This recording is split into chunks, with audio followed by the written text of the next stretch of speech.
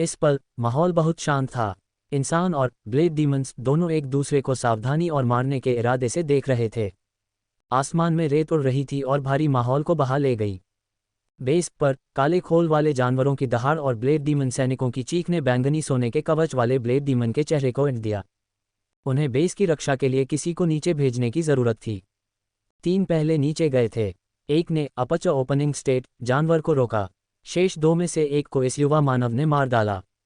ये सोचकर बैंगनी सोने के कवच वाले ब्लेड डीमन ने जानवरों को फिर से साफ करने के लिए गुगुलिस को नीचे भेज दिया। भले ही बेस अभी ढह नहीं सकता था।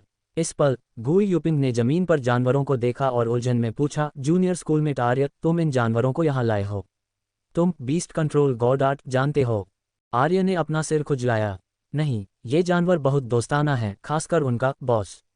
मैंने उनके बॉस को उसका गंदा कमरा साफ करने में मदद की और उन्होंने ब्लेड डीमन से लड़ने में मेरी मदद की। ललिता, क्या इस आदमी के पास कोई विवेक नहीं था? अन्य इंसान और ब्लेड डीमंस, क्या ऐसे मेहमाननवाज जानवर थे? ब्लेड डीमंस और भी हतप्रभ थे, सिर्फ एक कमरा साफ करने के लिए, और उन्होंने इस युवा को उनके बेस को नुकसान पहुंचाने में मदद की। ये श्रम बहुत सस्ता था। बैंगनी सोने के कवच वाले ब्लेड डीमन ने आर्य को घातक रूप से घूरा। उसकी आवाज़ कर्कश थी। खदान संरक्षक सिसिरिया कहाँ है? वह अपर्चर ओपनिंग स्टेट था और जब इस बेस पर शक्ति की बात आती है तो वह शीर्ष 5 में था। वह मरा नहीं होगा, है ना? सिसिरिया। आर्य ने अपनी आंखें झपकाईं और उसे एहसास हुआ। वह शायद वह ब्लेड डीमन था जिसे जानवर बॉस ने थप्पड़ मारकर चपटा कर दिया था, है ना? आर्य ने आह भरी। उद्धरण चिन्ह ... वह ब्लेड डीमन, जो एक शक्तिशाली प्राणी था, एक सम्माननीय व्यक्ति था जब वह जीवित था। उसने पूरी कोशिश की और काले जानवरों को खनन गुफा छोड़ने से रोकने के लिए मौत तक लड़ा। बैंगनी सोने के कवच वाले ब्लेड डीमन का शरीर हिल गया। उसकी आंखें मारने के इरादे से भरी थीं। उद्धरण चिन्ह ... तुमने उसे मार डाला।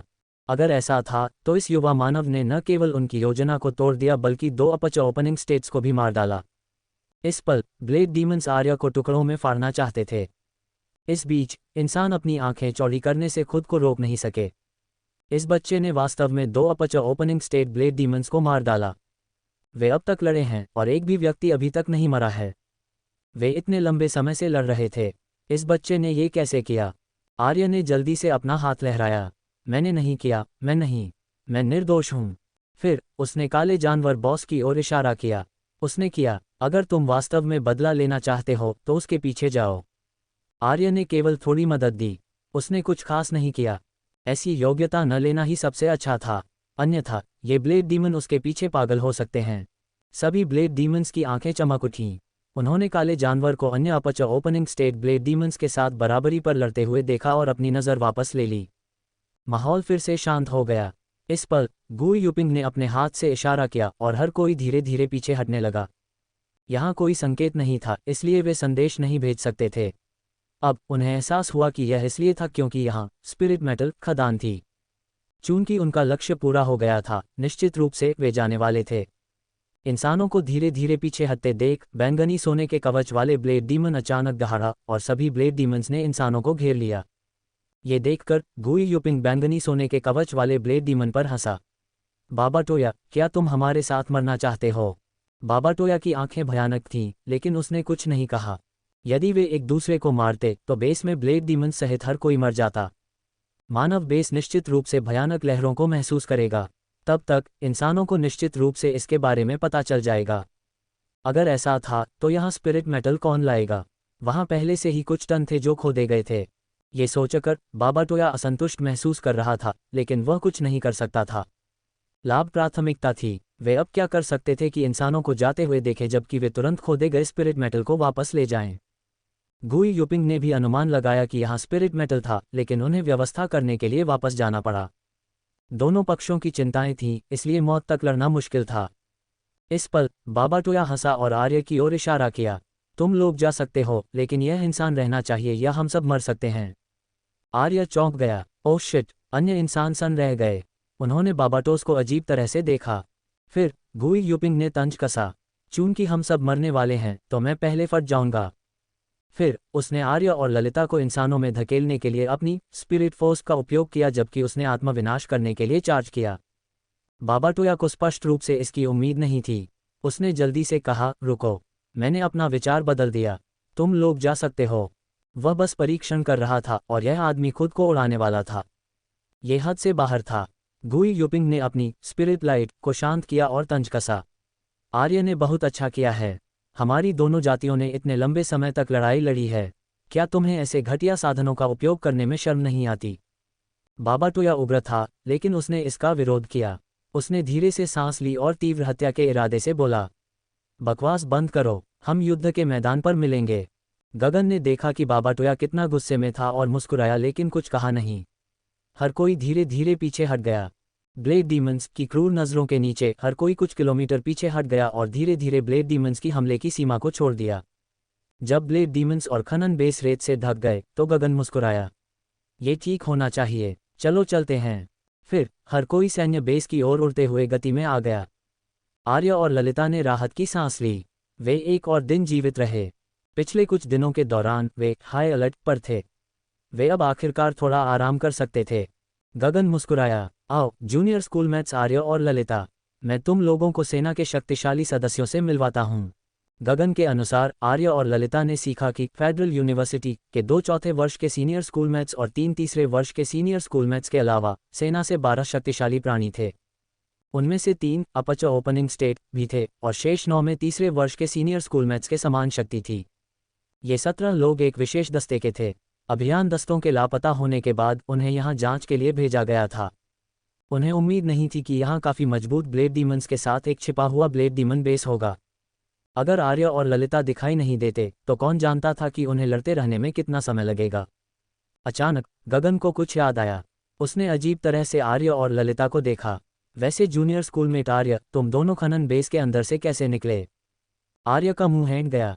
उसने उत्सुक और भ्रमित सीनियर स्कूलमेट्स को देखा और शिकायत की, क्या आप लोगों ने नहीं कहा था कि नए छात्र मिशन आसान और मज़ेदार थे? जिलिन ने पलकें झपकाईं और मुस्कुराए। हाँ, तुम्हारी शक्ति के साथ नए छात्र मिशन वास्तव में मुश्किल नहीं होंगे। आर्य और ललिता, उन्होंने शायद नकली नए छात्र मिशन किए थे। इस प्रकार आर्य ने उन्हें बताया कि वह पिछले कुछ दिनों में किन हालातों से गुजरा था। सीनियर स्कूलमेट्स और सैन्य अधिकारियों की नज़रें अजीब थीं। वास्तव में भूमिगत इतनी बड़ी मांग थी। वे वास्तव में नहीं जानते थे। आखिरकार उनका मूल युद्ध का मैदान इस ग्रह पर नहीं था। इस ग्रह के लिए जिम्मेदार व्यक्ति स्पष्ट रूप से इस ग्रह को पूरी तरह से नहीं जानता था। आखिरकार स्पिरिट मेटल जैसी कीमती चीज़ नहीं मिली थी। स्पष्ट रूप से 25वें ग्रह के कमांडिंग ऑफिसर को दंडित किया जाएगा। इस पल एक सुनहरे बालों वाला युवक जो सेना का लेफ्टिनेंट कर्नल था आर्य के पास आया और मुस्कुराते हुए उसके कंधे को थपथपाया। सेकंड लेफ्टिनेंट आर्य, इस बार सब कुछ तुम्हारी बदौलत है। तुम वह व्यक्ति भी लगते हो जिसने बाबाटोस को पकड़ा था, है ना? अब तुम्हें स्पिरिट मेटल की खदान भी मिल गई। युवक ने दांत दिखाए और आर्य के कंधे को थपथपाया। कैसा रहेगा? हमारे प्रोडिजी बैरक्स में आओ। तुम जैसे प्रतिभाशाली व्यक्ति के लिए फेडरल यूनिवर्सिटी के नर्म वातावरण में रहना बहुत शर्म की बात है। तुम हमारी तरफ भी आ सकते हो। मैं वादा करता हूं कि तुम बहुत संतुष्ट होगे। सभी प्रकार की लड़ाइयां होंगी। तुम हर दिन उत्साह के साथ जियोगे। इस युवक का नाम निखिल था। वह प्रोडिजी बैरक्स से था और उसकी शक्ति गगन के बराबर थी। आर्य का मुंह हैंट गया। क्या ये युद्ध का उन्मादी था? कैसी संतुष्टि! वह इस तरह की संतुष्टि बिल्कुल नहीं चाहता था। उसे पॉकेट हंटिंग डायमेंशन में हर रात काफ़ी संतुष्टि मिलती थी। ये देखकर गगन सबसे पहले नाखुश महसूस करने वाला था। निखिल, क्या तुम लड़ना चाहते हो? निखिल ने दांत दिखाए। हे, इस बार आर्य ने यह अद्भुत कारनामा किया। क्या तुम्हें लगता है कि ऊपर के लोग उसके लिए नहीं लड़ेंगे? तुम जाकर हमारे प्रशिक्षक से बात कर सकते हो। एक नए छात्र के रूप में जो अभी भी अपनी प्रवेश परीक्षा में था, आर्य ने ये सब चीज़ें की। स्पष्ट रूप से प्रोडिजी बैरक्स के वे पागल प्रशिक्षक उसे जाने नहीं देंगे। गगन की सांस रुक गई। अगर वह उन पागल प्रशिक्षकों के साथ तर्क करने गया तो उसकी खाल उधेड़ दी जाएगी। ये सोचकर गगन को डर लगा। वह जाने की हिम्मत नहीं कर सका। हाँ, छोटे भाई आर्य, प्रोडिजी बैरक्स में आओ। दीदी तुम्हारी अच्छी देखभाल करेगी। एक बहुत ही जंगली सुंदर युवा लड़की जिसके पास मेजर का रैंक था ने आर्य पर एक मोहक नज़र डाली। अन्य सैन्य अधिकारियों ने भी आर्य को प्रोडिजी बैरक्स में आने के लिए बुलाते हुए शोर मचाना शुरू कर दिया। आर्य का मुंह हैंट गया। उसे बिल्कुल नहीं पता था कि क्या जवाब देना है। अगर उसने अभी मना कर दिया तो क्या वह पिट जाएगा? इस पल फेडरल यूनिवर्सिटी के सीनियर स्कूलमेट ने आर्य को उनके पास खींचा और इन लोगों को घूरा। तुम क्या कह रहे हो? हमारा जूनियर स्कूलमेट तुम लोगों के झुंड का पालन कैसे कर सकता है? गगन ने जल्दी से विषय बदल दिया। वह इडियट बाबाटोया वास्तव में चाहता था कि हम जूनियर स्कूलमेट आर्य को सौंप दें। क्या वह मंदबुद्धि है? अन्य लोग भी हंसे। वह शायद सेकंड लेफ्टिनेंट आर्य से काफ़ी नाराज था, है ना? चाहे वह प्रत्यक्ष हो या अप्रत्यक्ष, 2 अपच ओपनिंग स्टेट्स उसके हाथों मारे गए और स्पिरिट मेटल माइन जैसी महत्वपूर्ण खबर सेकंड लेफ्टिनेंट आर्य द्वारा लीक की गई। आर्य को बस याद आया कि बाबाटोया उसे चाहता था। वह उस समय बहुत चिंतित था, लेकिन उसे तुरंत सीनियर स्कूलमेट गगन द्वारा पीछे फेंक दिया गया था। आर्य का अजीब चेहरा देखकर गगन ने उसके कंधे को थपथपाया। जूनियर स्कूलमेट आर्य, क्या तुम उन कुछ बार के बारे में जानते हो जब मानव जाति लगभग नष्ट हो गई थी? आर्य ने सिर हिलाया। मैंने इतिहास में इसका अध्ययन किया है। चूंकि तुम ये जानते हो, तो तुम्हें पता होना चाहिए कि मानव जाति बहुत प्रतिभाशाली नहीं है। जीवित रहने के लिए हमें एकजुट होना होगा। अगर हम आसानी से किसी ऐसे व्यक्ति को छोड़ देते हैं जिसने बहुत अच्छा काम किया है, तो मानव जाति के लिए काम करने की हिम्मत और कौन करेगा? यदि कोई जाति ऐसा करती है तो उसकी एकता टूट जाएगी। 100 साल से भी कम समय में ये जाति नष्ट हो जाएगी। निखिल ने जारी रखा, एक और हिस्सा यह है कि ये एलियंस संतुष्ट नहीं होंगे। आज वे लोगों के लिए पूछते हैं, कल वे ग्रहों के लिए पूछेंगे, परसों वे सौरमंडल के लिए पूछेंगे और हमें अपना गुलाम बनाएंगे। निखिल ने दांत दिखाए। तो अगर इन एलियंस ने अपने पंजे बढ़ाने की हिम्मत की, तो सबसे अच्छा तरीका इसे तोड़ना है। ब्रह्मांड में हम केवल अपनी जाति के लोगों पर भरोसा कर सकते हैं। आर्य की आंखें चौड़ी हो गईं। वह जानता था कि मानव जाति एकजुट थी, लेकिन अगर वह युद्ध के मैदान में नहीं आता तो उसे नहीं पता होता कि यह इस हद तक है। गगन मुस्कुराया। चलो इस बारे में बात नहीं करते। ये स्पिरिट मेटल माइन घटना एक बड़ी योग्यता है। जूनियर स्कूलमेट आर्य, तुम अमीर होने वाले हो। बाकी सबने सिर हिलाया और आर्य को ईर्ष्या से देखा। इस बार आर्य को शायद एक मेजर के स्तर तक पदोन्नत किया जाएगा। फिर उसने ललिता को देखा। ललिता शायद एक लेफ्टिनेंट के स्तर तक पहुंच जाएगी। फिर सब शांत हो गए। प्रवेश परीक्षा में मेजर के स्तर तक पहुंचना, ये कितनी भयानक गति थी। उनके दिल इसे ले नहीं सके। किसी और ने कहा, इसमें अन्य पुरस्कार शामिल नहीं हैं। हर कोई और अधिक शांत हो गया। वे अचानक आर्य से बात नहीं करना चाहते थे। वे डर रहे थे कि वे आर्य को पीटने से खुद को रोक नहीं पाएंगे। यह महसूस करते हुए आर्य ने चुपचाप ललिता को अपने सामने धकेल दिया। ललिता लिन कुन की बहन थी। ये लोग उसे मारने की हिम्मत नहीं करेंगे। ललिता ने इन लोगों की नज़रों से भारी दबाव महसूस किया। वापस जाने पर वह आर्य इस कमीने से निपटेगी। हर कोई आगे उड़ता रहा। जब उन्होंने देखा कि आर्य ने अपनी दृष्टि को अवरुद्ध करने के लिए ललिता को सामने रखा, तो वे केवल अपनी बुरी नज़रें वापस ले सकते थे।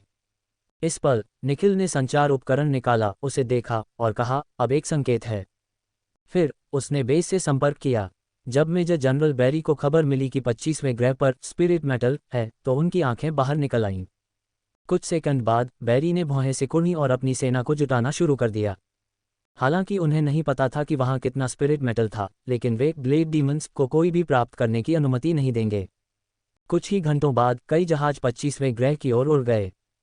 गहरा अंधेरा स्थान जल्द ही युद्धपोतों से भर गया। ... पहले ग्रह पर मिट्टी के हर इंच पर भीषण लड़ाई हुई। शक्तिशाली योद्धाओं, स्पिरिट तोपों, गुप्त कलाओं, जादू, प्रौद्योगिकी के बीच लड़ाई थी। लगभग सभी साधन इस ग्रह पर खिले। ये पूरे शार सिस्टम में सबसे तीव्र लड़ाई का स्थान था। नैना, लिन कुन, लोहान और वह सुनहरे बालों वाली लुइसा कुछ खंडहरों में आराम कर रही थीं। रून में युद्ध की लपटें दहाड़ रही थीं। किनारे पर कुछ ब्लेड डीमन शव थे। मृत होने के बावजूद उनके शरीर अभी भी शक्तिशाली दबाव उत्सर्जित कर रहे थे। लिन कुन का चेहरा पीला था। उसके पेट से बड़ी मात्रा में खून बह रहा था, लेकिन उसके चेहरे पर अभी भी मुस्कान थी। हाँ, यह इसके लायक था। गल्प। नैना ने पिया और लिन कुन को तिरस्कार से देखा। ये सिर्फ एक बेस है और फिर भी तुम घायल हो सकते हो।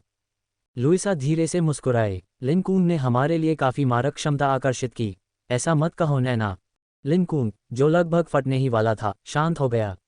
मैंने सबसे ज़्यादा ध्यान आकर्षित किया, ठीक है। क्या बर्फ का टुकड़ा इतना हैंडसम है कि ब्लेड डीमन भी उसे मारने की हिम्मत नहीं कर सका? सबने मुझे क्यों मारा? लोहान के हाथ में सफ़ेद बर्फ अलग अलग जानवरों में बदल गई। उसने इसके साथ खेलने का आनंद लिया। उसने लिन कुन को उत्तर दिया, क्योंकि तुम्हारे पास सबसे अधिक जानलेवा चीख है। लिन कुन का मुंह हैंग गया। आमतौर पर जिनके पास अधिक जानलेवा ची होती, उन्हें अधिक निशाना बनाया जाता। हालांकि उसके पास ब्लडथर्स्ट गॉडार्ड थी। बेशक उसकी जानलेवा ची सबसे प्रचुर मात्रा में थी। यह उसकी गलती नहीं थी। इस पल उनके कम्युनिकेटर एक ही समय पर बज उठे। उन्होंने बात करना बंद कर दिया और एक दूसरे को देखा। लिनकून ने अपने होंठ चाटे। हे, क्या कोई नया मिशन है? अन्य 3 ने उसके अभी भी खून बहते पेट को देखा और उनका मुंह हैंग गया। यह आदमी शायद युद्ध में मरने पर भी खुशी से हंसेगा। उन्होंने अपने कम्युनिकेटर निकाले और देखा। जल्द ही उनके आकस्मिक चेहरे बदल गए और फिर वे चुपचाप उठ गए। नैना ने भौहें सिकुड़ी। उसका लाल चेहरा तुरंत तेज दिखने लगा। कोई आश्चर्य नहीं कि उनके बचाव आज कमजोर हो गए। लिनकून की आंखों में खून उमड़ पड़ा। उसके पेट का घाव तुरंत बहना बंद हो गया और तेजी से ठीक हो गया। स्पिरिट मेटल माइन, मैं इस बार अच्छे कत्लेआम का आनंद ले सकता हूँ। लोहान का चेहरा ठंडा और भावशून्य था, हालांकि उसके चारों ओर ठंडक बढ़ती लग रही थी। लुइसा की मुस्कान अभी भी बेहद कोमल थी। उसने अपनी आंखें सिकोड़ लीं। ठीक है, चलो चलते हैं। जल्द ही 4 निजी जहाज पहले ग्रह से 25वें ग्रह की ओर उड़ गए। आर्य और अन्य अभी भी बेस की ओर उड़ रहे थे। ये सुनकर कि एक संकेत था, आर्य ने अपना कम्युनिकेटर निकाला। उसने ललिता को देखा और मुस्कुराया। चलो पहले यश और अन्य को संदेश भेजते हैं। हमने कुछ दिनों में उनसे संपर्क नहीं किया है। मुझे आश्चर्य है कि क्या उन्होंने हमें मृत मान लिया है। ललिता ने अपनी आंखें घुमाईं। क्या तुम कुछ अच्छा नहीं कह सकते? आर्य थोड़ी देर के लिए चुप रहा और कहा, या शायद उन्होंने हमारे बारे में कभी सोचा ही नहीं। ललिता, यह अच्छा कैसे था? ललिता को फटने वाला देखकर आर्य ने बात करना बंद कर दिया और संदेश भेजना शुरू कर दिया। Heaven blue crystal mine base पर यश, जो खनन गुफा को साफ करने में मदद कर रहा था, को अचानक उसका फोन बजता हुआ महसूस हुआ। हर कोई जल्दी से देखने लगा। क्या यह आर्य और ललिता है? यश ने कहा, रुको, मुझे पहले देखने दो। उसने जल्द ही संदेश पढ़ना शुरू कर दिया। जल्द ही, यश चिल्लाया। फिर उसका चेहरा बहुत अजीब हो गया। वह सन और फिर भी ईर्ष्यालु लग रहा था। ऐसा लग रहा था कि उसने राहत की सांस ली है, लेकिन फिर भी थोड़ा नर्वस लग रहा था। उसकी चेहरे की अभिव्यक्ति देखकर हर कोई उत्सुक था। कियारा ने नाखुशी से पूछा, क्या हुआ? कहो। यश ने सबकी उम्मीद भरी नजरों को देखा और उसका मुंह हैंग गया। अंततः उसने कहा, वे अब ठीक हैं। रितिका ने कहा, तुमने बंदर की आवाज़ क्यों निकाली? तुम्हारी अभिव्यक्ति के साथ क्या है? यश का मुंह हैंग गया। उसका चेहरा मुड़ गया। उसने धीरे से कहा, आर्य और ललिता को एक स्पिरिट मेटल माइन मिली। उसने कहा कि युद्ध शुरू होने वाला है और हमें बेस पर वापस जाने के लिए कहा। माहौल तुरंत शांत हो गया। इयान ने अविश्वास में अपनी आंखें खोलीं और दोहराया, आर्य और ललिता को एक स्पिरिट मेटल माइन मिली। यश ने बेजान होकर सिर हिलाया। अब यश की अजीब अभिव्यक्ति पर कोई नहीं हंसा। हर किसी ने अपना दिल थाम लिया। उनके दिल इस खबर को संभाल नहीं सके। कियारा ने कांपते हुए कहा, क्या वे जानवरों को मारने के लिए हमारी खनन गुफा में नहीं गए थे? उन्हें स्पिरिट मेटल माइन क्यों मिली? यश ने ईर्ष्या के साथ कहा, मैं भी जानना चाहता हूँ। फिर वह खांसा, गलतफहमी मत पालना, मैं वास्तव में इतना ईर्ष्यालु नहीं हूँ। हर किसी ने निशब्द होकर आह भरी। हम सब बहुत ईर्ष्यालु हैं। बेस से संपर्क करने के कुछ घंटों बाद रात हो गई और समूह बेस पर लौट आया। तभी आर्य और अन्य वास्तव में आराम कर पाए। आखिरकार वे बाहर हाई अलर्ट पर थे, इस डर से कि उन पर ब्लेड डीमंस द्वारा घात लगाई जाएगी। यहाँ का बेस अपेक्षाकृत सुरक्षित था। फिर गगन, निखिल और अन्य को स्थिति के बारे में कप्तान फूलांग के साथ चर्चा करने जाना पड़ा। आर्य और ललिता पिछले 2 दिनों में आराम नहीं कर पाए थे, इसलिए उन्हें आराम करने के लिए भेज दिया गया। दोनों ट्रांसपोर्टर जहाज की पिछली सीटों पर बैठ गए और अपनी आंखें बंद कर लीं। वे थक चुके थे। इन कुछ दिनों में उन पर दबाव बहुत बड़ा था। गनीमत थी कि आर्य पॉकेट हंटिंग डायमेंशन में ऐसे दबाव का व्यापक अनुभव कर रहा था। वह हर दिन मौत की सीमा पर था। ललिता के पास भी सेना में 2 महीने का अनुभव था। अगर यह एक साधारण नया छात्र होता तो वे शायद रह जाते। डॉम्प में आर्य और ललिता उतर गए और धीरे धीरे सीढ़ियां चढ़े। वैसे क्या तुम्हारी आंखें ठीक हैं? आर्य ने सोचा कि उसने गॉडार्ड का काफ़ी इस्तेमाल किया जब वे बाहर निकलने का रास्ता खोज रहे थे। ये काफ़ी दर्दनाक लग रहा था। बैकलैश कुछ और दिन चलेगा। ललिता मुस्कुराई, मैंने पहली बार की तरह इसका अत्यधिक उपयोग नहीं किया। मैंने पिछली बार इसे अच्छी तरह से प्रबंधित किया है। आर्य ने सिर हिलाया। डॉम के दरवाजे पर आर्य मुस्कुराया, थोड़ा अच्छा आराम करो, कल युद्ध छिड़ सकता है। ललिता ने सिर हिलाया। दोनों ने दरवाजा खोला और इससे पहले कि वे अंदर जा पाते कुछ आकृतियां बाहर निकल गईं। फिर आर्य और ललिता को आर्य के डॉम में खींचा गया और सोफे पर धकेल दिया गया। यश ने आर्य को हताशा से देखा। आर्य, मुझे ले चलो। हम एक ही दस्ते में हैं, लेकिन मुझे अंतर बड़ा और बड़ा क्यों महसूस हो रहा है? क्या हम सब सेकंड ग्रेड सोल्जर नहीं थे? उन्हें ऐसा क्यों लग रहा है कि आर्य उनके कमांडर के कमांडर का कमांडर था? ये बहुत अजीब था। आर्य और ललिता का मुंह हैंट गया जब उन्होंने सबकी ईर्ष्यापूर्ण नजरें देखीं। आर्य ने निशब्द होकर कहा, गनीमत है कि तुम लोग नहीं गए, अन्यथा मैं शायद वास्तव में तुम्हारी रक्षा नहीं कर पाता। आर्य ने खुशी मनाई कि यश और अन्य चले गए, अन्यथा वह उनकी रक्षा नहीं कर पाता, चाहे वे काले जानवरों द्वारा पीछा किए जा रहे हों या जब वे गुफा छोड़ रहे हों। ललिता की रक्षा करने में उसके सारे प्रयास लग गए। सब ने ये सुना और सन्न रह गए, लेकिन वे धीमे नहीं थे। ऋतिका ने पूछा, तुम लोगों को बहुत खतरे का सामना करना पड़ा? आर्य ने अपना सिर खुजलाया और बताया कि उसने इन पिछले कुछ दिनों में क्या अनुभव किया। फिर यश ने अपनी छाती को छुआ। अच्छा हुआ कि मैं नहीं गया, अन्यथा मैं शायद अब अपने दिल की धड़कन महसूस नहीं कर पाता। प्रतिद्वंद्वी सभी कोर मार्शल स्टेट, काले जानवर और अपच ओपनिंग स्टेट मास्टर्स थे। उनके जितना कमजोर कोई चुटकी बजाते ही चला जाएगा। बाकी सबने सिर हिलाया। ललिता की गॉड आर्ट लगभग कमजोर हो गई थी। वे शायद कुछ भी उपयोगी करने से पहले मर जाते। मैं मूल रूप से ईर्ष्यालु था, लेकिन अब मैं बस इतना कहना चाहता हूं कि जीवित रहना अच्छा है। यश और अन्य को एहसास हुआ कि आर्य और ललिता के लिए ये कितना कठिन था और उन्होंने अब उन्हें विचलित नहीं करने का फैसला किया। आर्य मुस्कुराया, तुम लोग भी जल्दी आराम कर सकते हो। कौन जानता है कि क्या हमें युद्ध में शामिल होने की आवश्यकता होगी। आराम करना सबसे अच्छा है। फिर सबने रात का खाना खाया और अपने कमरे में वापस चले गए। अपने अस्तित्व का जश्न मनाने के लिए आर्य ने अलीशा का खाना निकाला और बहुत खुश था। इसे खाने के बाद आर्य ने पाया कि उसके पास बहुत ज़्यादा नहीं था और तुरंत नाखुश हो गया।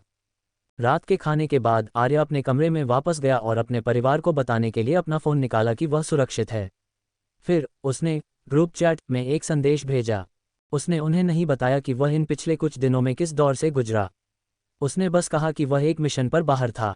आखिरकार कुछ दिन पहले ईशानी और अलीशा ने उसे सुरक्षित रहने के लिए कहा था, और फिर भी उसने अभिनय किया। आर्य ने सोचा कि ईशानी ने पहले क्या कहा था और सिहरन महसूस की। उसने जल्दी से खुद को कंबलों से ढक लिया। कौन जानता था कि वह काले दिल वाली व्यक्ति क्या करेगी जब उसे पता चलेगा। केवल ये कंबल अब उसे कुछ गर्मी दे सकता था। आधे घंटे तक बात करने के बाद आर्य ने खुशी खुशी अपना फ़ोन दूर रख दिया। उसने छत की ओर देखा और उसकी आंखें चमक उठीं। चूंकि स्पिरिट मेटल खदान की खोज की गई थी, इसलिए लड़ाई शायद इन कुछ दिनों में शुरू होनी चाहिए, है ना? वह असली खतरा होगा। इन पिछले कुछ दिनों में उसकी शक्ति लगातार बढ़ रही थी। उसकी स्पिरिट फोर्स कल्टीवेशन में काफ़ी तेजी से सुधार हो रहा था। आज रात के बाद उसे एब्स्ट्रस मार्शल स्टेट लेवल 5 तक पहुंचने में सक्षम होना चाहिए। हालांकि यह अभी भी कम था और उसकी युद्ध शक्ति में बहुत बड़ा सुधार नहीं था।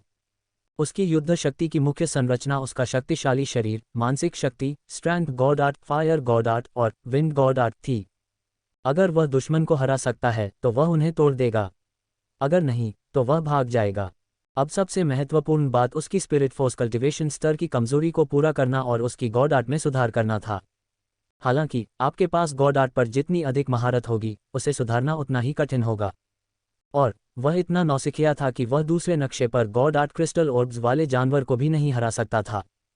चाहे वह विशाल नीला पक्षी हो, युद्ध घोड़ा, ग्रे छिपकली या अन्य शक्तिशाली जानवर, वे सभी अपच ओपनिंग स्टेट्स थे। वे बल्कि एक उच्च अपच ओपनिंग स्टेट थे। अपनी वर्तमान शक्ति के साथ उनसे लड़ना आत्महत्या थी। लेकिन वह छोटी लौ उसकी कल्पना से भी तेज खपत हो रही थी। उसकी फायर गॉड आर्ट जितनी मजबूत थी, उतनी ही जल्दी इसका उपयोग किया गया था। ज़्यादा से ज़्यादा एक हफ्ते में लॉ का उपयोग किया जाएगा। तब वह अपनी फायर गॉड आर्ट को सुधारने का एक स्थिर साधन खो देगा। ये सोचकर आर्य ने आह भरी। सुधार इतना धीमा था, वह बहुत निराश था। लेकिन ये केवल 1 सेकंड तक चला और आर्य बिस्तर पर बैठ गया। यह आत्महत्या करने के लिए पॉकेट हंटिंग डायमेंशन में प्रवेश करने का समय था। अगर वह अब एक बार नहीं मरा तो उसे असहज महसूस हुआ। उसने पॉकेट हंटिंग डायमेंशन में प्रवेश किया। इस पल 25वें ग्रह के बाहर मानव और ब्लेड डीमन युद्धपोत इकट्ठा हो रहे थे। पूरा ग्रह युद्ध के माहौल से भरा हुआ था। जानवरों ने शायद इसे महसूस किया और अपने घरों में रहे। युद्ध नज़दीक था। आर्य फिर से पॉकेट हंटिंग डायमेंशन में दिखाई दिया। जैसे ही आर्य दिखाई दिया, आर्य को हवा में बची हुई लड़ाई की ची महसूस हुई। स्पष्ट रूप से यहाँ कुछ समय पहले एक लड़ाई हुई थी। विंड एलिमेंट और यह अवर्णनीय तत्व बहुत अराजक थे। स्पष्ट रूप से ये एक विंड गॉड आर्ट वाला एक बॉस और दूसरी गॉड आर्ट वाला एक बॉस था जो लड़े थे। बड़े नीले पक्षी की छवि उसके दिमाग में दिखाई दी। वह सोच रहा था कि दूसरा बिग बॉस कौन था और लड़ाई किसने जीती। आर्य ने चारों ओर देखते हुए विचार किया। यहाँ घास उससे भी लंबी थी। आर्य को लगा कि वह एक हरे जंगल में खड़ा है। घास के माध्यम से आर्य ने पाया कि सब कुछ सामान्य था। हवा चली जिससे पृथ्वी की गंध आई। वह दूर के जानवरों की दहाड़ सुन सकता था। इसकी आवाज़ से आर्य बता सकता था कि यह ब्लैक स्केल लेपर्ड की मेटिंग कॉल थी। वह पहले इससे गुजर चुका था और उसकी गहरी छाप थी।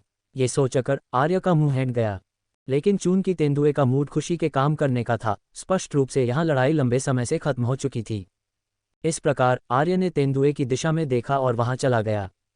जल्द ही आर्य को 20 या उससे अधिक तेंदुओं का एक झुंड मिला जो एक दूसरे के खिलाफ रगड़ रहे थे।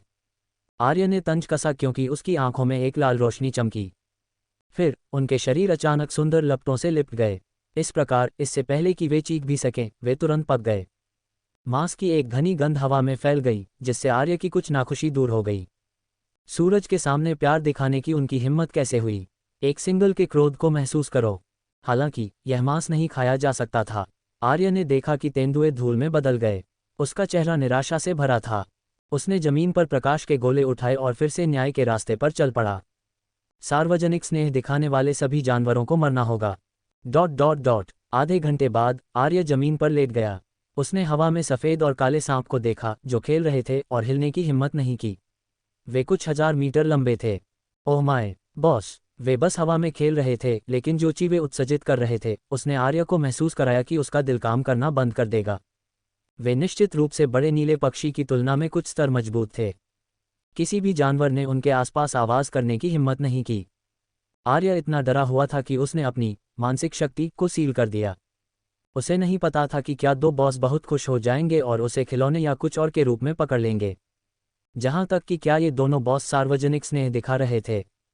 आर्य ने अनुमान लगाया कि उनका पिता पुत्र का रिश्ता होना चाहिए। सार्वजनिक स्नेह का प्रदर्शन मौजूद नहीं था। दोनों बॉस अच्छे मूड में लग रहे थे। वे हवा में इधर उधर तैरते रहे। हर बार जब काला सांप हवा में गुजरता तो वह अंधेरे और गर्म रोशनी छोड़ जाता। काला और सफ़ेद, प्रकाश और अंधेरा, वे दो विपरीत गुण थे लेकिन वे इतनी पूरी तरह से आपस में जुड़े हुए थे। प्रकाश और अंधेरे में कुछ रहस्य लग रहे थे जिसने आर्य को सन्न कर दिया। हालांकि शक्ति का ये स्तर आर्य के लिए बहुत ऊंचा था। वह प्राइमरी स्कूल के बच्चे की तरह था जो यूनिवर्सिटी से उन्नत गणित देख रहा था। इसके बावजूद आर्य ने अभी भी बारीकी से देखा। भले ही उसे नहीं पता था लेकिन ऐसा अभिनय करना अच्छा था जैसे वह जानता था। कुछ घंटों बाद दोनों बॉस ऊब गए लग रहे थे। काला सांप फुफकारा और उसकी काली किरणें चमकीं। फिर एक 50 मीटर लंबी ग्रे छिपकली को पकड़ लिया गया। उसने प्रतिक्रिया दी और संघर्ष करने के लिए अपनी सारी स्पिरिट फोर्स का उपयोग किया। आर्य ने चुपचाप दो विशाल सांपों को संघर्षरत छिपकली को ले जाते हुए देखा और राहत की सांस ली। छोटा होने के फायदे थे। कम से कम वह ग्रे छिपकली बॉस मोटा और रसीला लग रहा था। अब उसे खाया जाने वाला था। अलविदा ग्रे छिपकली बॉस। आर्य खुशी खुशी मुड़ा और एक बार फिर न्याय के रास्ते पर कदम रखा। सार्वजनिक स्नेह दिखाने वाले सभी लोगों को मरना होगा। कुछ और घंटों के बाद रात हो गई। हालांकि जानवर इसके बजाय अधिक सक्रिय थे। वे लगातार दहाड़ रहे थे। आर्य ने सावधानी से पास के जानवरों को महसूस किया और खतरनाक चीवालों से बचा जब वह आगे बढ़ा। कल रात उसने खुद को ढीला छोड़ दिया और हर जगह स्कैन करने के लिए अपनी मानसिक शक्ति का उपयोग किया। अंत में वह एक बॉस द्वारा पकड़ा गया। इस प्रकार 10 किलोमीटर से अधिक दूर से एक बॉस ने उस पर अपना पंजा लहराया। फिर उसे एक भयानक स्पिरिट पंजे द्वारा जमीन में पटक दिया गया। इसलिए वह आज बहुत सावधान था अगर उसका सामना मछली पकड़ने वाले बॉस से हुआ। उसे आज बहुत कुछ नहीं मिला। आर्य बहुत खुश नहीं था। इस पल आर्य की आंखें चौड़ी हो गईं और उसने अचानक दाईं ओर देखा। बॉस बढ़ने का दृश्य। वह महसूस कर सकता था कि एक चीज जो बहुत मजबूत नहीं थी बस कोने के आसपास दिखाई दी। फिर ये बेहद तेजी से मजबूत होने लगी। ये पिछली बार नीले पक्षी की तरह था। आर्य की आंखें खुशी से चमक उठीं क्योंकि वह एक फ्लैश में उस जगह की ओर बढ़ा। आर्य खुश और हैरान था लेकिन वह सीधे नहीं कूदा। पिछली बार इतने सारे जानवर छिपे हुए थे। कौन जानता था कि वहां कोई बॉस था या नहीं। वह सावधानी से एक चक्कर में गया और सुनिश्चित किया कि अपच ओपनिंग स्टेट और उससे ऊपर का कोई बॉस नहीं था। किनारे पर काफी कोर मार्शल स्टेट छिपे हुए थे। वे स्पष्ट रूप से ये देखने की योजना बना रहे थे कि क्या कोई गॉडार्ड बची है। जब आर्य इधर उधर गया और बॉस को खोजने में विफल रहा तो उसके होंठ पागलों की तरह उड़ गए। उसे नहीं पता था कि ऐसा इसलिए था क्योंकि अन्य बॉस एक नए बॉस को मारने जितना नीचा काम नहीं करना चाहते थे या कोई विशेष नियम था। लेकिन चून की कोई नहीं आया तो यह उसका शो ग्राउंड था। वह यहाँ अपच ओपनिंग स्टेट स्तर की शक्ति वाला एकमात्र व्यक्ति था। उसने ची की दिशा में देखा। हालांकि उसने कुछ समय बर्बाद किया, लेकिन ये ची अभी तक अपच ओपनिंग स्टेट तक नहीं पहुंचे थी। उसके पास अभी भी एक मौका था। ये सही था, इस बार आर्य बचे हुए गॉड आर्ट आइटम नहीं चाहता था। वह एक नवजात बॉस को मारने जा रहा था। एक वयस्क के रूप में निश्चित रूप से वह ये सब चाहता था। आर्य की आंखों में एक हरी रोशनी चमकी क्योंकि वह हवा में बदल गया और सावधानी से ची की दिशा में आगे बढ़ा। वह जितना करीब आता गया, आर्य ने उतना ही अधिक ध्यान दिया कि विंड एलिमेंट कितना बेचैन था। आर्य ने एक भौं उठाए। ऐसा लग रहा था कि यह अभी भी एक नीला पक्षी बॉस था। उसने अभी नीले पक्षी बॉस की विंड गॉड आर्ट के कुछ रहस्यों को पचा लिया था। उसे लगा कि यह बवंडर रक्षात्मक गठन उसे रोक नहीं सकता। वह आसानी से अंदर जा सकता था और नवजात बॉस को मार सकता था और गोले और रून प्राप्त कर सकता था। फिर वह उनका उपयोग शक्तिशाली विंड डिवाइन आर्ट सीखने के लिए करेगा और आगामी युद्ध में अपना प्रभुत्व जमाएगा। वह अनगिनत युवा लड़कियों की फैनिडम हासिल करेगा, एक सुंदर गोरी अमीर लड़की से शादी करेगा और मानव जीवन के शिखर पर पहुंचेगा। आर्य ने पटकथा के बारे में पहले ही सोच लिया था और एक दृढ़ कदम आगे बढ़ाया। लेकिन जब वह वहां दिखाई दिया और कई गुना मजबूत बवंडर देखा तो वह पूरी तरह से सन्न रह गया। उसे आखिरकार पता चल गया कि कोई अपच ओपनिंग स्टेट बॉस यहां घात लगाने क्यों नहीं आ रहा था।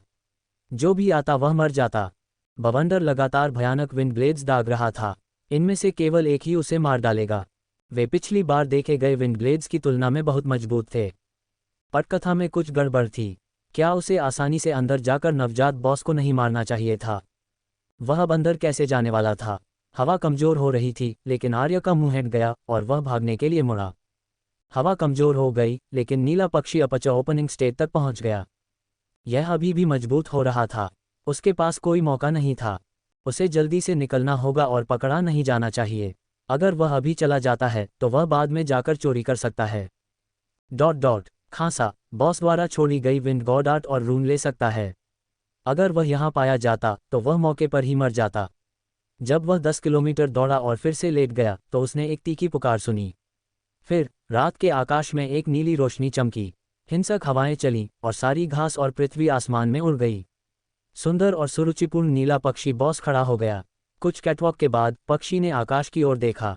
वह उड़ान भरना चाहता था। इस प्रकार उसने अपने 100 मीटर से अधिक लंबे पंखों का विस्तार किया और आकाश में उड़ गया। नीले पक्षी बॉस को रात के आकाश में गायब होते देखकर आर्य को लगा कि उसका बच्चा बड़ा हो रहा है और उसे छोड़ रहा है। इस वजह से आर्य ने नीले पक्षी की संपत्ति को विरासत में लेने का फैसला किया। पक्षी के जाने के बाद छिपे हुए जानवर दहाड़े और बवंडर की ओर बढ़े।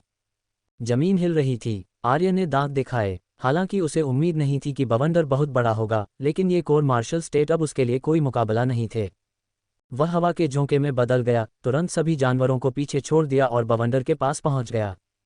फिर पिछली बार की तरह उसने विंड ब्लेड्स को दूर निर्देशित करने के लिए विंड गॉड आर्ट का उपयोग किया और धीरे धीरे बवंडर में प्रवेश किया। आर्य ने ये सब कुछ ही सेकंड में किया। ये पिछली बार से बहुत बड़ा अंतर था। आखिरकार उसके पास अब अपच ओपनिंग स्टेट शक्ति थी। जब आर्य अंदर गया तो वह अभी भी इधर उधर कूदा। वह बहुत उत्साहित था। अंदर का हिस्सा पिछली बार जैसा ही था, सिवाय इसके कि हवा पिछले वाले से बड़ी थी। रून पर 2 और लाइनें भी थीं। जब आर्य ने ये देखा तो वह रुका नहीं और तुरंत गॉड आर्ट के सामने आया। वह बैठ गया, गॉड आर्ट को निगल लिया और इसे सीखना शुरू कर दिया। आर्य मूल रूप से गॉड आर्ट को बाहर ले जाना चाहता था और इसका उपयोग करना चाहता था, लेकिन उसने महसूस किया कि बाहर कोई सुरक्षित जगह नहीं थी। पहले नक्शे पर अभी भी खरगोश के छेद थे। रुको, यहाँ भी खरगोश के छेद होने चाहिए। आर्य ने उस खरगोश के बारे में सोचा जिसने उसे एक नज़र से मार डाला और अपने साहसी विचार को मार डाला। इस प्रकार आर्य ने कल्टीवेशन के लिए तुरंत गॉड आर्ट का उपयोग करने का निर्णय लिया। अगर वह भाग्यशाली होता तो वह नीले पक्षी बॉस के वापस आने से पहले गॉड आर्ट और रून को पचा पाएगा।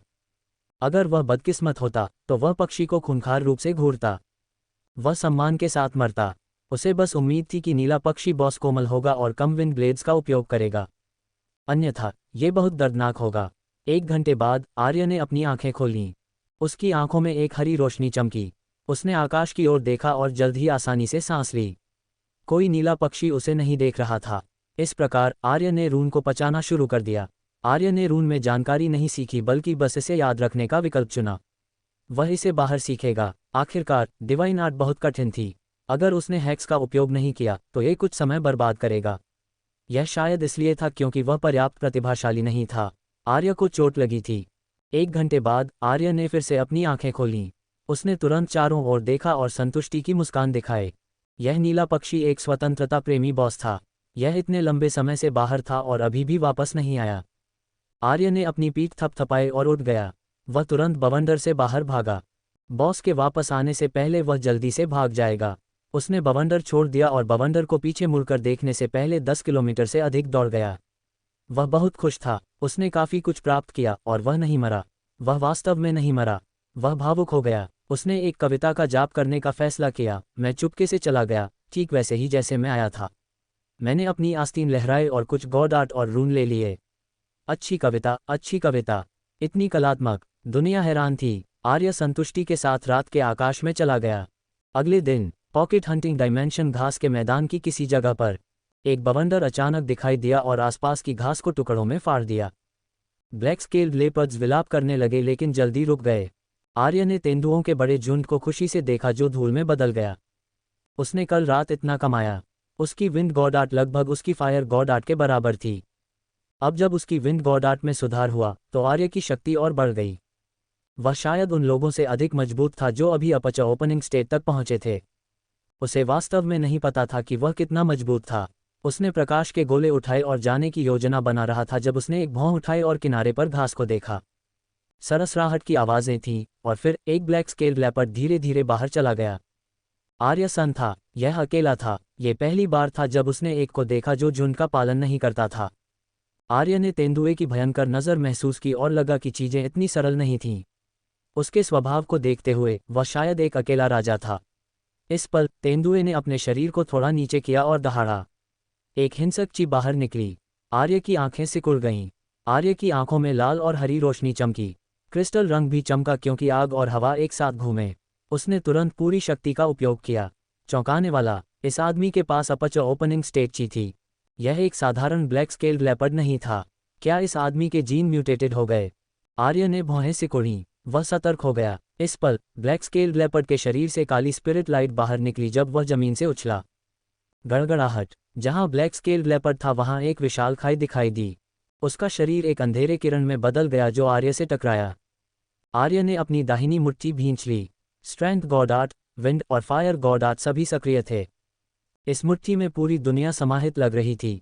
उसने एक कदम आगे बढ़ाया, अपनी कमर मोड़ी और मुक्का मारा। लाल हरी मुट्ठी का बल बाहर निकला और काली बहती हुई रोशनी से टकराया। शक्ति की लहर बह गई, लगभग 1000 मीटर दूर घास को जोत दिया। काली रोशनी मुट्ठी से टकराई और एक दयनीय चीख सुनी जा सकती थी। फिर ब्लैक स्केल्ड लेपर्ड उसी गति से वापस आया जिस गति से वह आगे आया था, हवा में बड़ी मात्रा में खून बिखेरते हुए।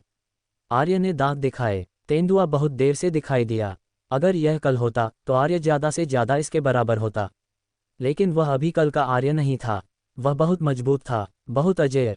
ब्लैक स्केल्ड लेपर्ड हवा में पलटा और खून का एक घूंट थूका।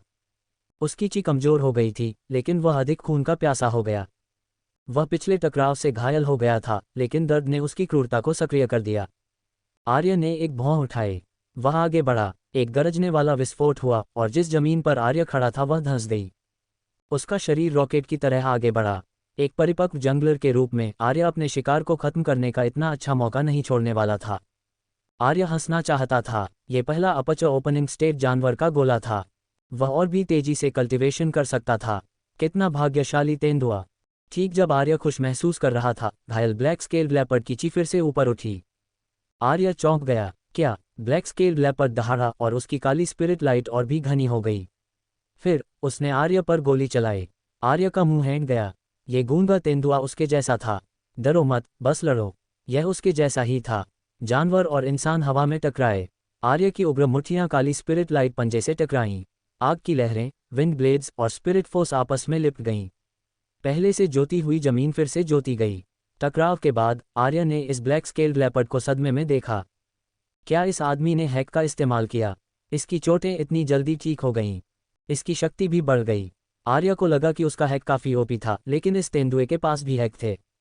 आर्य ने देखा कि ब्लैक स्केल्ड लेपर्ड के टूटे हुए खोल स्पष्ट रूप से ठीक हो रहे थे। फिर उसकी चीख फिर से ठीक हो गई। ये दृश्य इतना परिचित क्यों लगा? चिंता मत करो, मुझे सोचने दो। आर्य को कुछ याद आया। यह ... एक गॉड आर्ट थी, है ना? आर्य ने उस ग्रे छिपकली के बारे में सोचा जो कल रात खाई गई थी। उसने इस गॉड-आर्ट को पहले देखा था। उस समय वह अभी भी एक अपरिपक्व नूब शिकारी था। उस समय उसने यूनिकॉर्न वॉरहॉर्स और ग्रे छिपकली के बीच की लड़ाई देखी। ग्रे छिपकली के पास एक पुनर्योजी गॉड-आर्ट थी। इस ब्लैक स्केल्ड लेपर्ड की गॉड-आर्ट बिल्कुल उस ग्रे छिपकली बॉस जैसी ही थी। आर्य हैरान था जब उसने देखा कि ब्लैक स्केल्ड लेपर्ड धीरे धीरे कैसे ठीक हो गया। ये पहला ब्लैक स्केल्ड लेपर्ड था जिसका आर्य ने सामना किया जो गॉड-आर्ट जानता था। पहली बार ब्लैक स्केल्ड लेपर्ड्स के पास स्पष्ट रूप से गॉड-आर्ट नहीं थी। गॉड-आर्ट वाला कोई क्यों होगा? आर्य को याद आया जब जानवर नीले पक्षी बॉस के जन्म पर उसके छत्ते की ओर दौड़े थे। क्या इनमें से कुछ जानवर वास्तव में अपनी गॉड-आर्ट विरासत में ले सकते थे? ये सोचकर आर्य की आंखें चमक उठीं और वह मुस्कुराया। उसे लगा कि जब तक वह काफ़ी भाग्यशाली है, उसे गॉड-आर्ट हासिल करने का एक और तरीका मिल गया। ये बहुत अच्छा था। ब्लैक स्केल्ड लेपर्ड काफ़ी हद तक ठीक हो गया था और वह एक बार फिर आर्य पर दहाड़ा। हालांकि यह आर्य को नहीं हरा सका, लेकिन यह अभी भी ठीक हो सकता था। इसने उसे लड़ते रहने की प्रेरणा दी। आर्य ने ब्लैक स्केल्ड लेपर्ड को ठंडेपन से देखा और गायब हो गया। ब्लैक स्केल्ड लेपर्ड ने फिर से आर्य पर हमला किया। दोनों हवा में टकराते रहे। आधे घंटे बाद दोनों अलग हो गए। वे हवा में तैरते रहे और एक दूसरे को सतर्कता से देखा। इस पल आर्य गहरे खून के निशानों से ढका हुआ था। खून धीरे धीरे नीचे बह रहा था और गंदे जमीन पर गिर रहा था। उसकी सारी स्पिरिट फोर्स अब खत्म हो गई थी। उसका शरीर बहुत देर तक पूरी शक्ति का उपयोग करने के कारण कांप रहा था। यहाँ तक कि उसकी मेंटल फोर्स भी थोड़ी खाली महसूस हुई। वह थोड़ा हिला और एक बड़ा दर्द हुआ। वह रोना चाहता था। जब से वह मजबूत हुआ, उसे इस नक्शे पर शायद ही कभी इतनी भारी चोटें मिली, क्योंकि वह उन जानवरों को तुरंत मार सकता था जिन्हें वह हरा सकता था। जहाँ तक उन जानवरों की बात है जिन्हें वह नहीं हरा सकता था, वह इसके बजाय तुरंत मारा जाने वाला व्यक्ति होगा। इस तरह के समान रूप से मेल खाने वाले प्रतिद्वंद्वी का सामना करना बेहद कठिन था। ये खून खौलने वाला था।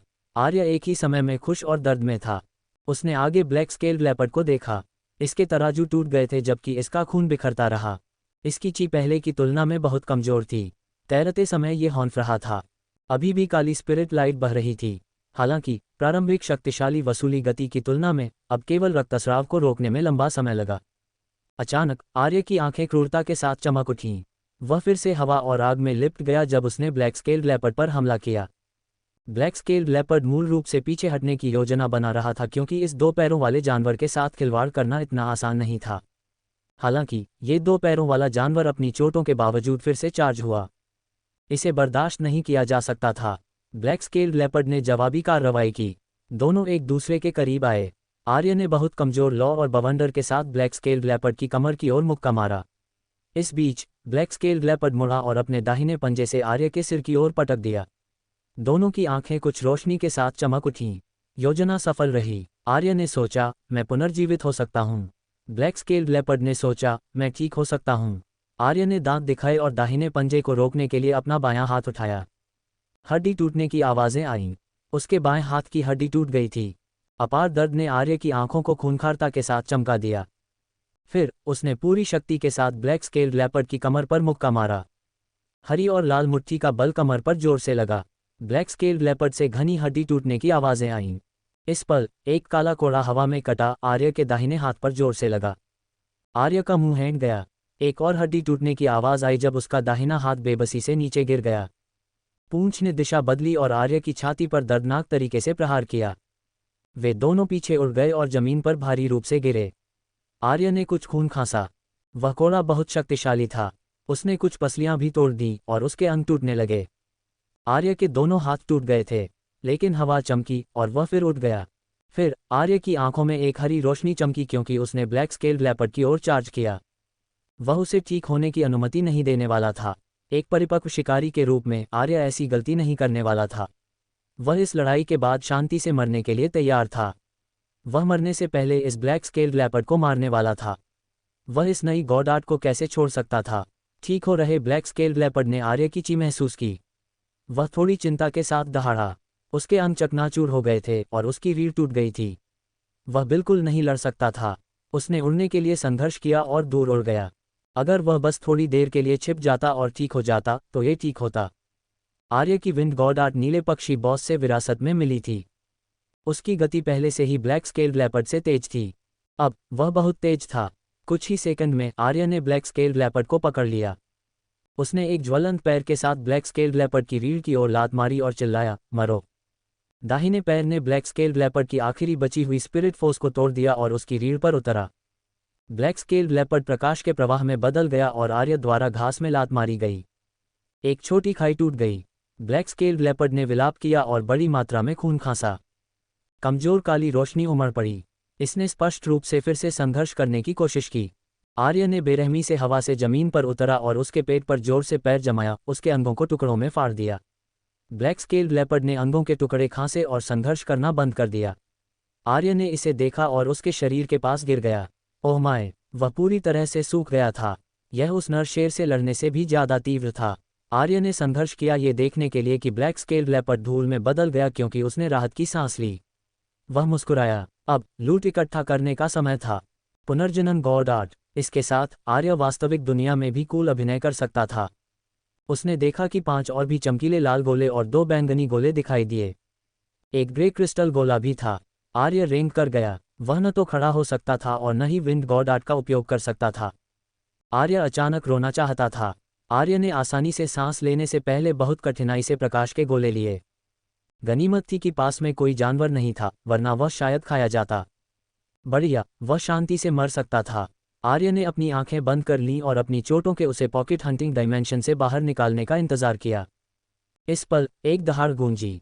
आर्य ने अपनी आंखें खोलीं और 3 ब्लैक स्केल्ड लेपर्ड्स को सावधानी से अपना रास्ता बनाते देखा। जब उन्होंने आर्य को देखा तो उनकी आंखें चमक उठीं, क्योंकि वे खुशी से दौड़े। आर्य निःशब्द हो गया। जब उसने अपनी आंखें फिर से खोलीं तो वह डॉम में वापस आ गया था। क्या ये कर्म था? उसने एक अपच opening state black scaled leopard boss को मार डाला और अंत में उसे एक core marshal state black scaled leopard द्वारा मार दिया गया। यह मरने का सबसे अपमानजनक तरीका था। वह तब भी ऐसे नहीं मरा जब वह एक नूब था। फिर कभी ऐसी गलती न करने का वादा करने के बाद आर्य आज जो उसने कमाया था उसे पचाने के लिए बैठ गया। प्रत्येक गॉड आर्ट का अर्थ युद्ध शक्ति में वृद्धि थी। पुनर्योजी गॉड आर्ट आर्य को बहुत अधिक सहनशक्ति रखने की अनुमति दे सकती थी। उसने अपनी आंखें बंद कर लीं और ग्रे क्रिस्टल बॉल को देखा। अंदर एक अज्ञात ग्रे पदार्थ था जो विभाजित होता रहता और इकट्ठा होता रहता था। ये पदार्थ की विभिन्न अवस्थाओं से बदल गया, ठोस, तरल और गैस। ये सैन्य डॉम था और आर्य को नहीं पता था कि क्या कोई निगरानी थी, इसलिए उसने अपने मेंटल डायमेंशन में गेंद का उपयोग किया। गेंद ग्रे धुंध के एक झोंके में बदल गई जो आर्य के शरीर में प्रवेश कर गई। आर्य के शरीर में अजीब और शक्तिशाली ऊर्जा बहने लगी। आर्य की कोशिकाएं कंपन करने लगीं। फिर उसकी कोशिकाएं टूटने लगीं। आर्य का चेहरा तुरंत पीला पड़ गया। अपार दर्द ने उसे पसीना पसीना कर दिया। उसके पसीने में खून का एक कतरा भी था। ये गॉड आर्ट उपयोगकर्ता अनुभव भयानक था। यह अमित्र था। कई बार मरने के बाद भी आर्य को उस गंभीर दर्द के समान महसूस नहीं हुआ जो वह इस समय अनुभव कर रहा था। यह एक सेलुलर स्तर पर टूटना था। वह इसे अपने शरीर के हर कोने में महसूस कर सकता था। उसे लगा कि वह दर्द से घिरा हुआ है और कुछ और महसूस नहीं कर सकता था। इस पल उसकी कोशिकाएं धीरे धीरे मरम्मत करने लगीं। पुनर्योजी गॉड आर्ट के बारे में जानकारी उसके दिमाग में दिखाई दी। आर्य ने जल्दी से अपच ओपनिंग स्टेट तेंदुए द्वारा गिराए गए बैंगनी गोले का उपयोग किया और इसे सीखना शुरू कर दिया। फिर उसकी कोशिकाएं टूटने और मरम्मत करने के चक्र में चली गईं। आर्य के शरीर में एक विशेष लाइफ फोर्स पैदा हुई। उसने पुनर्योजी गॉड आर्ट का एक कतरा सीखा। यह एक बहुत ही बुनियादी सीख थी, लेकिन आर्य के लिए यह बहुत कीमती थी। विनाश और जीवन। इस प्रकार की गॉड आर्ट बहुत उच्च स्तर की थी। वह अब केवल इसे थोड़ा महसूस कर सकता था। कुछ घंटों बाद आर्य ने धीरे धीरे अपनी आंखें खोलीं। उसने अपनी मुट्ठी भींच ली और दांत दिखाए। हालांकि उसने पुनर्योजी गॉड आर्ट सीखी, लेकिन उसकी कोशिकाओं की मरम्मत और विनाश ने उसके शरीर को मजबूत बना दिया। आर्य की आंखों में ग्रे ची चमकी। जब तक ये घातक चोट नहीं थी, वह धीरे धीरे ठीक हो सकता था। उसने इस बार बहुत अधिक प्राप्त किया। इस पुनर्योजी गॉड आर्ट के साथ उसका अस्तित्व बहुत सुनिश्चित था। वह युद्ध के मैदान पर जाने वाला था। ये गॉड आर्ट बिल्कुल समय पर आए। वह युद्ध के मैदान पर स्वतंत्र रूप से घूम सकता था। ये सोचकर आर्य की मुस्कान अनुचित हो गई। हालांकि उसके सपने ने एक चक्कर लिया, लेकिन अंतिम परिणाम महसूस किया जा सकता था। वह शायद लाखों लड़कियों का सपना बन जाएगा, बिल्कुल लोहान की तरह। खांसा। अभी बहुत जल्दी थी। कल्टिवेशन। आर्य ने अपनी आंखें फिर से बंद कर लीं। अपने मेंटल डायमेंशन में चमकते लाल गोलों को देखकर आर्य चिंतन में डूब गया। ये अपच ओपनिंग स्टेट लाल गोले स्पष्ट रूप से बहुत शक्तिशाली थे, लेकिन उसे यकीन नहीं था कि उसका शरीर इसे संभाल सकता है या नहीं। थोड़ी देर सोचने के बाद आर्य ने अभी भी इसे निगलने का फैसला किया। पुनर्योजी गॉड आर्ट के बिना आर्य कोशिश नहीं करता, लेकिन इसके साथ आर्य कुछ खतरनाक विचारों का परीक्षण कर सकता था। भले ही वह घायल हो जाए, वह ठीक हो सकता है। लाल गोला आर्य के मेंटल डायमेंशन से गायब हो गया। फिर एक बेहद भयानक शक्ति आर्य के शरीर में घुस गई। आर्य का चेहरा अभी तक गॉड आर्ट सीखने के दर्द से पूरी तरह से ठीक नहीं हुआ था। यह एक बार फिर पीला हो गया। यह ऐसा था जैसे हर कोशिका लहरों में जल रही हो। ये टूटने की अनुभूति से बेहतर था, लेकिन फिर भी बहुत दर्दनाक था। यह इतना दर्दनाक था कि वह रो भी नहीं सकता था। एकमात्र सांत्वना यह थी कि इस ऊर्जा को अभी भी धीरे धीरे पचाया जा सकता था। ये पुनर्योजी गॉड आर्ट सीखने के बाद उसकी कोशिकाओं के अधिक टिकाऊ होने के कारण भी था। आर्य ने धीरे धीरे इस लाल गोले की ऊर्जा को पचाना शुरू कर दिया। ये स्पष्ट रूप से उसके शरीर को पोषण दे रहा था। आर्य अपने शरीर को धीरे धीरे मजबूत होते हुए महसूस कर सकता था। उसका स्पिरिट फोर्स कल्टिवेशन स्तर आसानी से कुछ ही सेकंड में एब्स्ट्रस मार्शल स्टेट लेवल 5 को तोड़ गया और एब्स्ट्रस मार्शल स्टेट लेवल 6 की ओर बढ़ गया। 3 घंटे बाद आर्य ने अपनी आंखें खोली जैसे ही दिन उज्ज्वल हो गया। ये वास्तव में एक अपर्चर ओपनिंग स्टेट लाल गोला था। तेंदुआ अभी अभी अपर्चर ओपनिंग स्टेट तक पहुंचा था, लेकिन उसने 3 घंटे तक गोले का उपयोग किया। उसे लगा कि अगर वह इस गोले का उपयोग करता रहा तो वह 1 सप्ताह से भी कम समय में एब्स्ट्रस मार्शल स्टेट लेवल 6 को तोड़ सकता है। बिस्तर से उठकर आर्य तना। उसकी हड्डियों से चटकने की आवाज़ें आईं। जब उसने खुद को साफ किया तो उसके रूममेट्स उठ गए। ललिता और अन्य भी आ गए। समूह ने नाश्ता किया और मुख्यालय से आर्य और ललिता को मुख्यालय जाने के लिए कहने की खबर मिली। आखिरकार इन दोनों ने स्पिरिट मेटल खदान पाए। उन्हें जानकारी की रिपोर्ट करने की आवश्यकता थी। युवा सैनिक एक बार फिर डॉम में आया और आर्य और ललिता को एक बैठक कक्ष में ले गया। अंदर आर्य और ललिता ने अपनी आंखें चौड़ी कर लीं। उन्होंने नैना, लोहान, कुणाल और अन्य सुनहरे बालों वाली यंग ड्यूक लड़की को यहाँ पाया। कुछ काफ़ी युवा मेजर जनरल भी थे। हालांकि यंग ड्यूक्स भी मेजर जनरल थे, लेकिन ये मेजर जनरल असली जनरल थे जो सैनिकों को युद्ध में ले जाते थे। इस बीच यंग ड्यूक्स वे थे जो अकेले दसियों हजार और अधिक के खिलाफ लड़ सकते थे। कुछ तीसरे और चौथे वर्ष के सीनियर स्कूलमेट्स भी थे, साथ ही प्रोडिजी बैरक्स के प्रोडिजीज और अन्य सैन्य अधिकारी भी थे। जब आर्य और ललिता अंदर आए तो बैठक रुक गई और सबने उन्हें देखा। सबने दोनों को चमकती आंखों से देखा। उनके रंग अलग थे। आर्य पर सबसे अधिक ध्यान था। वह व्यक्ति था जिसने ब्लेड डीमन प्रोडिजी को पकड़ा था, जिसने उन्हें 25वें ग्रह के बारे में काफ़ी जानकारी इकट्ठा करने की अनुमति दी। फिर वह था जिसने स्पिरिट मेटल खदान के बारे में खबर बाहर लाई। इस युवा प्रोडिजी के पास शायद अपर्चर ओपनिंग स्टेट शक्ति थी और उसके पास काफ़ी सैन्य योग्यता थी। हर किसी को आर्य में दिलचस्पी थी, खासकर कुणाल और लवीशा को। वे प्रोडिजी बैरक्स के प्रशिक्षक थे। ऐसे प्रोडिजी को सीधे सेना में प्रशिक्षित होना चाहिए और स्कूल जैसे नर्म वातावरण में बड़ा नहीं होना चाहिए। आर्य इस तरह घूरे जाने से शर्मिंदा था। वह जानता था कि वह बहुत हैंडसम था, लेकिन उसे इस तरह देखना बहुत उचित नहीं था। एक मध्यम आयु वर्ग के गंभीर दिखने वाले मेजर जनरल ने कहा, सेकंड लेफ्टिनेंट आर्य, ये बहुत बड़ी योग्यता है कि आपने और सार्जेंट मेजर ललिता ने स्पिरिट मेटल खदान पाए, लेकिन स्थिति जरूरी है, इसलिए हमें आपको ठीक से समझाने की आवश्यकता है कि वहाँ क्या हुआ। आर्य ने सिर हिलाया और बोलना शुरू किया। बेशक उसने यह उल्लेख नहीं किया कि बिग बॉस द्वारा उनका पीछा चक्करों में किया गया था। आर्य के समाप्त होने के बाद मेजर जनरल ने भौहें सिकोड़ीं। सेकंड लेफ्टिनेंट आर्य और सार्जेंट मेजर ललिता, क्या आप पुष्टि कर सकते हैं कि कितना स्पिरिट मेटल खनन किया गया था? ललिता ने उत्तर दिया, जब हम खदान से गुजरे तो कुछ नए खोदे गए थे। यदि वितरण भूमिगत जैसा ही था तो कुछ टन स्पिरिट मेटल होना चाहिए जिसे बाहर नहीं भेजा गया था। सब ने भौहें सिकोड़ीं। कुछ टन स्पिरिट मेटल कम नहीं था। यहाँ तक कि आर्य जैसे प्रोडिजी को केवल 1.5 किलो इनाम के रूप में मिला। यदि उन्होंने इस खदान पर कब्जा कर लिया तो अगले कुछ वर्षों में शार सिस्टम सेना के लिए स्पिरिट मेटल की आपूर्ति हल हो जाएगी। उनके लिए ये खदान पर ब्लेड डीमन के साथ लड़ने के लिए संसाधनों का निवेश करने के लायक था। इसके अलावा वे नहीं जानते थे कि ब्लेड डीमंस ने स्पिरिट मेटल के उस हिस्से को वापस भेज दिया या नहीं। यदि नहीं तो हार न मानने का और भी कारण था। फिर मेजर जनरल ने आर्य और ललिता को सुनने दिया जबकि उन्होंने अपनी चर्चा जारी रखी। खबर मिलने के बाद उच्च स्तरीय लोगों ने पहले ही स्पेस पैसेज को सील करने के लिए जहाज़ों के बेड़े का उपयोग कर लिया था। दोनों पक्षों ने लड़ाई शुरू कर दी है और दोनों को नुकसान हुआ है। और चूंकि ब्लेड डीमन बेस से कोई अंतरिक्ष जहाज नहीं उड़ा, इसलिए वे कुछ टन स्पिरिट मेटल अभी भी वहीं होने चाहिए। अब जब स्पेस पैसेज बंद हो गया था तो उन्हें बस इस बारे में चिंता करने की ज़रूरत थी कि बेस पर हमला कैसे किया जाए और सोना कैसे प्राप्त किया जाए। साथ ही उन्हें ब्लेड डीमंस को शेष स्पिरिट मेटल को चुपके से खोदने से रोकने के लिए स्पिरिट मेटल खदान को देखने की आवश्यकता है। उन्हें ब्लेड डीमन प्लेनेटरी योद्धाओं को देखने के लिए संघीय सेना को सूचित करने की भी आवश्यकता थी। हालांकि स्पिरिट मेटल के भंडार उस स्तर तक नहीं पहुंचे जहां प्लेनेटरी योद्धाओं को मौत तक लड़ने की आवश्यकता होती, लेकिन अगर कोई प्लेनेटरी योद्धा हस्तक्षेप करता तो यह इतना अच्छा नहीं होता। ब्लेड डीमंस शायद ऐसा ही सोचते थे। जो चीज़ वे अब सबसे ज़्यादा करना चाहते थे वह शायद स्पिरिट मेटल को बाहर ले जाना था। उच्च स्तरीय लोगों ने मुख्य रूप से सामरिक विकल्पों पर चर्चा की। आर्य वास्तव में इसे नहीं समझता था, लेकिन ललिता को इसे सुनने में काफ़ी मज़ा आया। आर्य को लगा कि इसे सुनकर उसका सिर बड़ा हो रहा है। वह रणनीति नहीं कर सकता था, उसने बस आमने सामने की लड़ाई लड़ी। कुछ घंटों बाद उच्च स्तरीय लोगों ने निर्णय लिए। सभी अधिकारियों ने अपने सैनिकों को युद्ध के मैदान पर उनके निर्धारित पदों पर ले जाया। अभी हमला करने का समय नहीं था।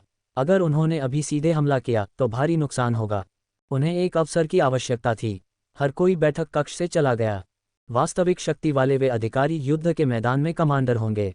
जो प्रोडिजीज उनके साथ चले गए वे ब्लेड डीमंस के प्रोडिजीज को रोकने और यहां तक कि विरोधी कमांडिंग अधिकारियों को मारने के साथ साथ महत्वपूर्ण स्थानों को नष्ट करने के लिए जिम्मेदार थे। ये प्रोडिजीज अर्थ एरा के दौरान विशेष बलों की तरह थे। आर्य और ललिता ने बदहवासी में देखा जैसे हर कोई चला गया। उनके अलावा सभी के पद सौंपे गए थे। तो उन्हें क्यों बुलाया गया था? बस स्थिति को समझने के लिए। आर्य को लगा कि वह काफ़ी मजबूत है, उसे लड़ने के लिए क्यों नहीं ले जाया गया। लगभग सभी चले गए, केवल नैना, लोहान, कुणाल और सुनहरे बालों वाली महिला बची थीं। ठीक जब आर्य पूछने की योजना बना रहा था कि वे क्या करेंगे, नैना उठ गई। उसने तना और दांत दिखाए, फिर वह आर्य की दृष्टि से गायब हो गई। इससे पहले कि आर्य प्रतिक्रिया कर पाता, खून के साथ मिली शराब की हल्की गंध उसकी नाक में घुस गई। फिर उसकी गर्दन एक विशाल शक्ति से घिर गई और उसे नीचे खींच लिया गया। होश में आने से पहले आर्य को लगा कि उसका चेहरा बर्फ की तरह ठंडे धातु के खिलाफ फंस गया है। उसकी गर्दन काफी ठंडी महसूस हुई। इस पल नैना की खुशहाल आवाज निकली, आर्य, तुम काफी अद्भुत हो। हाँ, तुमने इस हद तक प्रवेश परीक्षा खेली। बुरा नहीं, बुरा नहीं, तुम वास्तव में मेरे छात्र हो जिस पर मुझे गर्व हो सकता है। हा हा हा। आर्य चुप रहा। नैना उसके बगल में उसकी गर्दन के चारों ओर अपनी बांह के साथ खड़ी थी। वह दूसरे हाथ से उसके बालों को रगड़ रही थी। बल इतना बड़ा था कि आर्य सोच रहा था कि क्या वह अपने सारे बाल खो देगा। उसने स्पिरिट पावर्ड आर्मर पहना था और सख्त कवच उसकी गर्दन और चेहरे को चोट पहुंचा रहा था। उसका चेहरा ब्रेस्टप्लेट से चिपका हुआ था। उसने सैन्य वर्दी में बदलकर यह क्यों नहीं खेला? उपयोगकर्ता अनुभव 100 गुना बेहतर होता। और वह कब से उसका छात्र बन गया जिस पर उसे गर्व था। रास्ते में उसे पीटते समय उसने बिल्कुल भी पीछे नहीं हटा। खांसा, हालांकि उसने गलती से उसका कमरा जला दिया था। आर्य ने बेबसी से कहा, टीचर नैना, आप शायद उस छात्र की गर्दन तोड़ना चाहती हैं जिस पर आपको गर्व है। हालांकि वह बस थोड़ी उत्साहित थी, लेकिन उसकी शक्ति कुछ ऐसी नहीं थी जिसे सामान्य लोग संभाल सकें। नैना ने जवाब दिया, मुझे यह मत दो। क्या मुझे नहीं पता कि तुम्हारी खाल कितनी मोटी है? जहाज पर आर्य को पीटते समय उसने बहुत अच्छा समय बिताया था। वह जानती थी कि आर्य का शरीर कितना सख्त था। उसने अभी सुना कि उसका छात्र अपच ओपनिंग स्टेट शक्ति तक पहुंच गया है। इससे वह फिर से यह परीक्षण करना चाहती थी कि उसकी खाल कितनी मोटी है। वह नैना थी, वह शक्ति को नियंत्रित करने में महान थी। और अब उसने पाया कि इस आदमी का शरीर इतना मजबूत था। वह थोड़ी हैरान और फिर भी खुश थी। जब स्कूल शुरू होगा तो वह इस बच्चे को और अधिक शक्ति के साथ प्रशिक्षित कर सकती है। भले ही यह विकास की एक विस्फोटक अवधि थी, फिर भी आर्य की शक्ति उससे पहले की तुलना में बहुत तेजी से बढ़ी। यह इतना तेज था कि वह चौंक गई। इसने उसे उसके भविष्य के प्रति और अधिक आशावादी बना दिया। उसे इस बच्चे को अच्छी तरह सिखाना चाहिए। भविष्य में वह शायद मानव जाति को ले जा सकता है।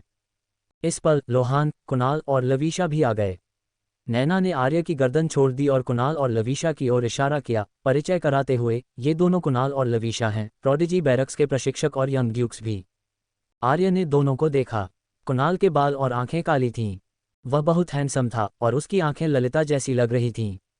उसने आर्य को ऐसे देखा जैसे वह शिकार हो, जिससे आर्य काफी नर्वस महसूस करने लगा। क्या यह आदमी गे था? इस बीच लवीशा एक खूबसूरत लड़की थी जिसके पास कोमल मुस्कान थी। ये पहली बार था जब उसने लवीशा के बारे में सुना। उसने जल्दी से दोनों को सलाम किया। नमस्ते, प्रशिक्षक कुणाल और लवीशा। ललिता ने भी दोनों को सलाम किया। नमस्ते, प्रशिक्षक कुणाल और लवीशा। गंभीर दिखने वाली ललिता को देखने से पहले कुणाल ने थोड़ी देर के लिए आर्य को घूरा। उसके पास एक जटिल नज़र थी। उसकी छोटी बहन के बारे में सब कुछ अच्छा था, लेकिन जब उसकी माँ या स्कूल की पसंद से संबंधित मामलों की बात आती है तो वह बहुत जिद्दी थी। बस ये सोचकर कि उसने नैना के लिए 2 महीने तक एक प्रोडिजी को कैसे प्रशिक्षित किया, इसके बावजूद कि यह उसकी बहन थी, उसे गुस्सा आया। उसने आह भरी और आर्य को देखा। नौजवान, मैं तुम्हारे बारे में आशावादी हूँ। मेरे साथ काम करने आओगे? आर्य चौंक गया। उसने कुणाल को बदहवासी में देखा। क्या ये वास्तव में एक प्रशिक्षक था जो एक प्रोडिजी को काम पर रख रहा था? क्या आप सुनिश्चित हैं कि यह एक माफिया बॉस नहीं था जो गुर्गों को काम पर रख रहा था? कुणाल की मुस्कान में कुछ अहंकार और मारने का इरादा था। वह एक गैंगस्टर जैसा लग रहा था। ये लोहान से पूरी तरह से अलग था जो वहां शान से खड़ा था। दोनों दो चरम सीमाएं लग रहे थे। इससे पहले कि आर्य जवाब देने के बारे में सोचता, नैना पहले ही गुस्से में थी। उसने एक भौं उठाई और कुणाल पर अपनी मुट्ठियां लहराईं। कुणाल, क्या तुमने नहीं सुना? आर्य मेरा छात्र है जिस पर मुझे गर्व है। तुम मेरे छात्र पर लड़ना चाहते हो? क्या तुम्हें विश्वास है कि मैं तुम्हारा सिर फोड़ दूंगी? आर्य का मुंह हैंग गया। उसे आखिरकार एहसास हुआ कि उसने क्यों कहा कि वह एक छात्र है जिस पर उसे गर्व है। यह एक जानवर की तरह था जो अपने क्षेत्र को चिन्हित कर रहा था। कुणाल ने दांत दिखाए क्योंकि उसकी आंखों में खून की रोशनी चमकी। मुझे विश्वास नहीं है। हालांकि वह नैना के लिए कोई मुकाबला नहीं था, उनकी शक्ति काफी समान थी। उसे लड़ाई पसंद थी। ठीक जब माहौल तनावपूर्ण हो रहा था, लवीशा मुस्कुराए। सेकंड लेफ्टिनेंट आर्य के बारे में बात करने से पहले चलो इसके खत्म होने तक इंतजार करते हैं। कुणाल, चलो पहले फ्रंट लाइन पर चलते हैं। उनके पास काफी मजबूत लोग हैं, हमें सावधान रहने की जरूरत है। लोहान ने कहा, महत्वपूर्ण काम है, मैं भी जा रहा हूं। फिर उसने नैना से कहने से पहले आर्य और ललिता को देखा। नैना, तुम नए छात्रों के लिए व्यवस्था करो। ये सुनकर दोनों ने अपना बल वापस ले लिया। नैना ने सिर हिलाया। व्यवस्था करने के बाद मैं आऊंगी। फिर लोहान, कुणाल और लवीशा चले गए। नैना आर्य और ललिता को वापस डॉम में ले गई।